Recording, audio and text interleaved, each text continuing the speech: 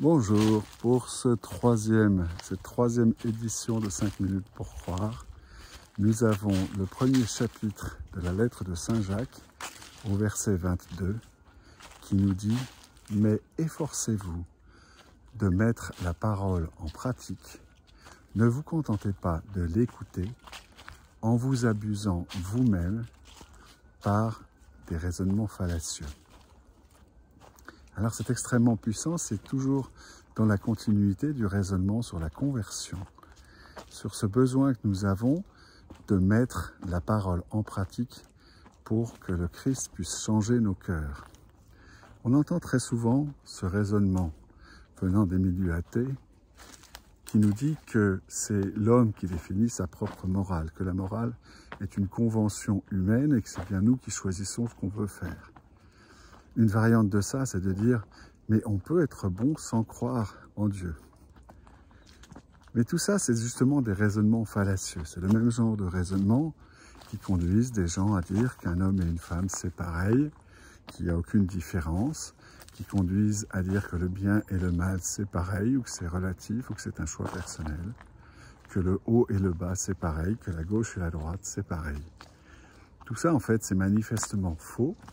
Et évidemment, le cas de la distinction entre hommes et femmes est particulièrement flagrant.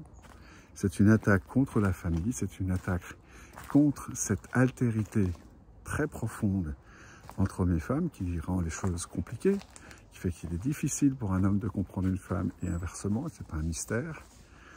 Mais en même temps, le rejet de cette altérité, le rejet de la possibilité que la vérité ne vienne pas de mes croyances, de mes petits désirs, de ma perception des choses, eh bien c'est très exactement ce qui est décrit aussi dans les premiers chapitres de la Genèse, quand on nous parle du péché originel, péché qui consiste à croquer du fruit de la connaissance du bien et du mal.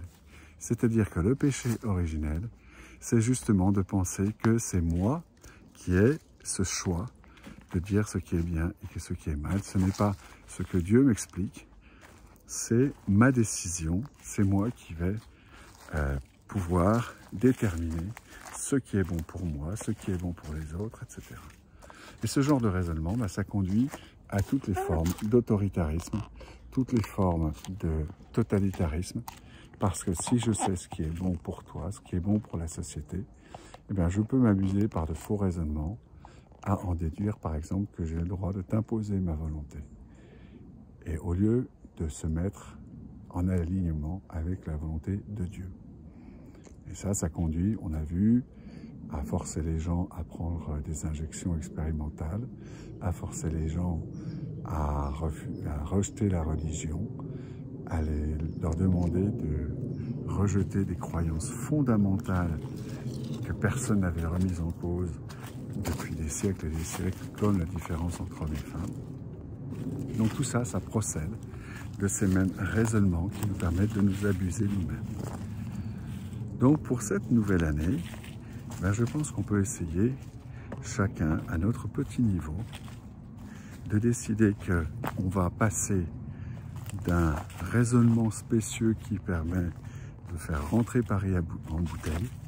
Par exemple, demain je vais maigrir, demain je ferai telle chose, et de passer à la place dans l'action aujourd'hui, la conversion aujourd'hui, c'est ce dont j'ai parlé hier et avant-hier, de prendre une résolution tout à fait simple, quelque chose que je peux faire tout de suite, quelque chose qui n'est pas compliqué, qui est manifestement vrai, du genre si je mange moins aujourd'hui, eh ben demain j'aurai eu moins de calories dans mon corps et ça sera meilleur pour moi. Si je fais plus d'exercice aujourd'hui, j'en bénéficierai demain. Voilà, donc je vous invite à réorienter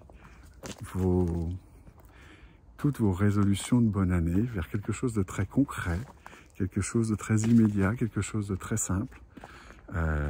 Si possible, si vous pouvez mettre des noms sur les gens, dire un tel, une telle, je t'aime, c'est toi que je vais essayer d'aimer plus, je vais essayer de modérer ma parole, etc. et je vous souhaite encore une fois une excellente année 2025. À demain.